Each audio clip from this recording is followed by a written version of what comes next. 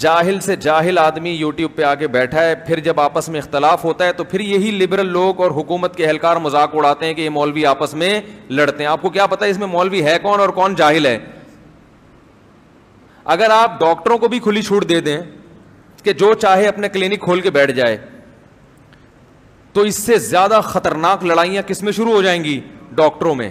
وہاں آپ نے کنٹرول کیا ہوا ہے, وہاں آپ نے کیا کیا ہوا ہے؟ کنٹرول. یہاں کھلا کھاتا کھولا ہوا ہے. اور یہ بھی شکر ہے اگر گورنمنٹ کنٹرول بھی کر لینا تو پتہ ہے کیسے کنٹرول کرے گی؟ جاہل ترین آدمی کو کیا بنا دے گی؟ وہ جو ہے نا ہماری مشہور, وہ جو سفارشات پیش کرتی ہے, ابے اس کا کیا نام ہے, اسلامی نظریاتی کونسل, وہ سفارشات پیش کرتی ہے, اس میں شاید ایک آدھ آدمی کوئی ڈھنگ کا ہو, باقی سارے کیا ہیں؟ بولو بھائی, فارغ. ٹھیک ہے نا. سپریم کورٹ میں وفاقی شرعی عدالت میں حضرت مفتی تقی عثمانی صاحب جج تھے, بڑے عالم تھے, بہت سوچ سمجھ کے ان کا انتخاب کیا گیا تھا. تو جنرل مشرف نے کیا کیا؟ جج بدل دیا, اپنی مرضی کا جج لے آیا, کیونکہ انہوں نے سود کے خلاف فیصلہ سنا دیا تھا.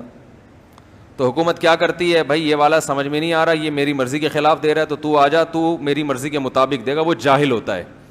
سب الٹے لٹکے ہوئے ہوں گے قیامت کے دن, الٹے لٹکے ہوئے ہوں گے. بہت کم حاکم ایسے ہیں جو جنت میں جائیں گے. حکمرانوں میں بہت کم لوگ ایسے ہوں گے جو کہاں جائیں گے؟ بولو بھائی, جنت میں. بہت کم. اس لیے نبی نے فرمایا یعنی جو حاکم بننا یہ معمولی کام نہیں ہے. تبھی جو عدل کے ساتھ حکومت کرے اس کی حدیث میں بڑی فضیلت ہے, کیونکہ عدل کے ساتھ حکومت کرنے میں اپنے مفاد پہ زد پڑتی ہے. ہوتے ہیں عادل حکمران بھی ہوتے ہیں, لیکن بہت کم. اسلامی تاریخ میں بھی بہت کم پیدا ہوئے ہیں. تو جب حکومت آتی ہے تو پھر تقویٰ ایک طرف. تو المیہ ہے, بس اللہ ہی جانے کیا ہوگا. تو کم از کم عوام کی ذمہ داری بنتی ہے کہ بھائی وہ دیکھ کے فالو کریں کس کی اتباع کر رہے ہیں, کون اس قابل ہے کہ اس کے پیچھے چلا جائے, کون اس قابل ہے کہ اس کے پیچھے نہ چلا جائے.